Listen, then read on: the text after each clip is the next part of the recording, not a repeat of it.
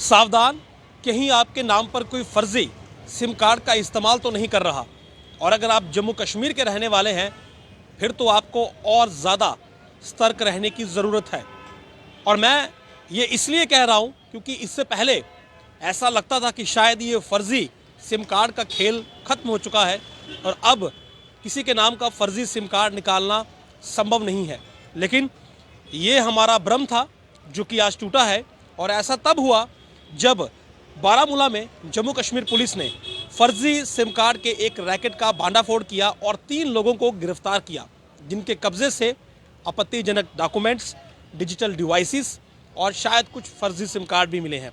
और ये लोग बड़ी ही सफाई के साथ दूसरे की आइडेंटिटी पर सिम कार्ड निकाल रहे थे, यानी कि आईडी किसी दूसरे का है और ये लोग सिम कार्ड निकालकर उसे मार्केट में या यूं कहें कि एंटी नेशनल आतंकवादियों को सप्लाई कर रहे थे ताकि वो अपने आतंक का गंदा खेल खेल सकें और उन्हें कोई पकड़ ना पाए। और जाहिर सी बात है, जिसके नाम पर जिसकी फर्जी आईडी इस्तेमाल हुई होगी सिम कार्ड के लिए, जब वो आतंकी कहीं पर मारा जाएगा, उसका मोबाइल फ़ोन जब ट्रेस होगा और जब उसके सिम कार्ड की डिटेल्स निकाली जाएंगी तो कोई मासूम शख्स जिसकी आईडी पर ये सिम निकली होगी वो फंसेगा और फिर क्या होगा ये आप जानते हैं। तो इसलिए मैंने कहा कि आपकी आईडी का कहीं पर इस्तेमाल करके कोई फर्जी सिम कार्ड का इस्तेमाल तो नहीं कर रहा।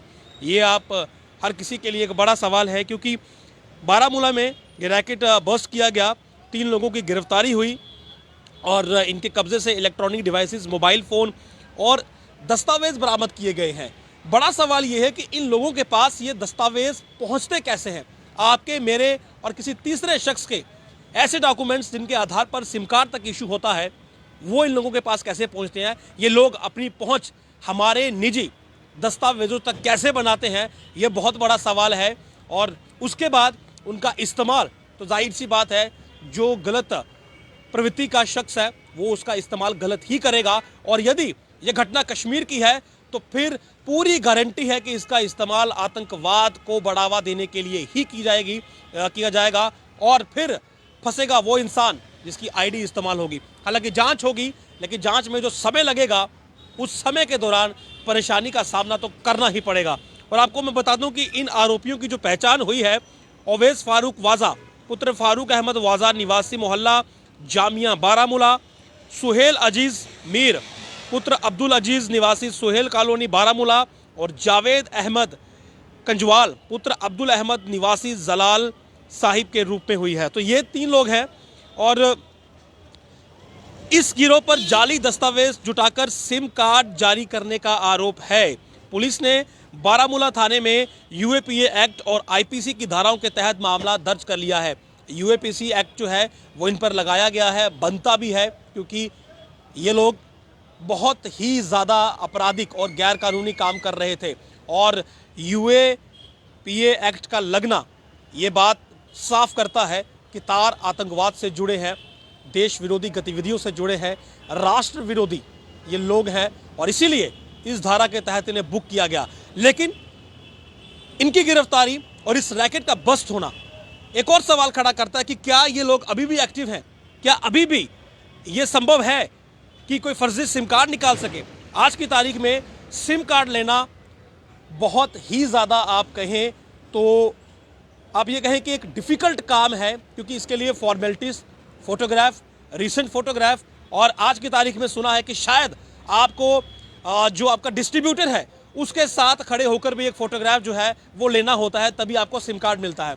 एक शख्स के नाम पर एक ही सिम कार्ड इशू होता है, दूसरा आप ले नहीं सकते, और अगर लेंगे तो उसका वेरिफिकेशन का प्रोसेस अलग है। तो फिर इतनी सारी जटिल प्रक्रिया होने के बाद ये लोग कैसे फर्जी सिम कार्ड मैनेज करते थे, बहुत बड़ा सवाल है। और इसका मतलब ये है कि ये सारी प्रक्रियाएं, ये सारे प्रोसेस जो हैं ये एक आम आदमी तक ही सीमित रह जाते हैं। जब इस प्रकार के शैतान प्रवृत्ति वाले लोग अपराध करना चाहते हैं तो कोई ना कोई रास्ता निकालते हैं या फिर इनके साथ कुछ और लोग जुड़ते हैं। और ऐसे में अब एंगल यहाँ तक पहुँचता है कि ये लोग केवल फर्जी डॉक्यूमेंट ही मैनेज करते थे, यानी कि आपके, हमारे या किसी के जाली दस्तावेज तैयार करते थे, लेकिन सिम कार्ड इशू करने वाली जो कंपनियां थी उनके भी तो कुछ लोग इनसे ज़रूर मिले होंगे। अन्यथा वेरिफिकेशन का प्रोसेस है, डॉक्यूमेंट वेरीफाई होगा और उसके बाद की जो प्रक्रिया है जिस पर सिम आप देते हैं, तो वो प्रक्रिया जो है ये लोग कैसे बाईपास करते रहे और किस प्रकार ये फर्जी सिम कार्ड वहाँ पर निकालते रहे और आम लोगों को मुश्किलों में डालते रहे, ये बहुत बड़ा सवाल है। इसीलिए ये सवाल उठता है कि कहीं किसी और शख्स की सिम कार्ड तो नहीं इस्तेमाल हो रहा, कहीं आपका, मेरा या किसी और का फर्जी सिम कार्ड तो नहीं कोई इस्तेमाल कर रहा। क्योंकि अगर ये लोग आज की तारीख में एक्टिव हैं, आज की तारीख में ये लोग इतना बड़ा क्राइम कर सकते हैं, तो फिर आज हर किसी को ज़रूर सोचना चाहिए और सतर्क भी रहना चाहिए अपने दस्तावेज़ों को लेकर, डॉक्यूमेंट्स को लेकर। जब भी कहीं जाएं, ज़ेरॉक्स करवाएं या फिर कहीं पर अप्लाई भी करें, तो ये चीज़ थोड़ी सी जहन में ज़रूर रखें कि आपके डॉक्यूमेंट आपकी निजी प्रॉपर्टी है और एक ऐसी चीज़ है जो कि आपकी ज़िंदगी संवार सकती है, और अगर गलत हाथों तक पहुंच गई तो फिर परेशानी भी खड़ी हो सकती है, जो कि आज यहाँ पर प्रमाणित होता है कि ऐसे फेक सिम कार्ड गैंग जो है वो अभी भी एक्टिव है और विशेषकर कश्मीर में है, यानी कि सीधा साथ आतंकियों का दे रहे हैं और इसमें आपके, मेरे और किसी तीसरे मासूम के दस्तावेजों का इस्तेमाल कर रहे हैं। तो सतर्क रहिएगा और आगे से कभी भी अपने डॉक्यूमेंट्स यदि किसी से शेयर करें या फिर उन्हें कहीं पर ज़ेरॉक्स करवाएं तो थोड़ा लेवल ऑफ अलर्टनेस ज़्यादा रखिएगा। और दूसरा, जो आपकी टेलीकॉम कंपनीज हैं उनसे भी आप थोड़ा सा राब्ता बनाए रखें और इस बात की जानकारी लेते रहें कि आपके नाम पर कितने सिम कार्ड चल रहे हैं। और ये टेलीकॉम कंपनीज को भी चाहिए कि वो ग्राहक को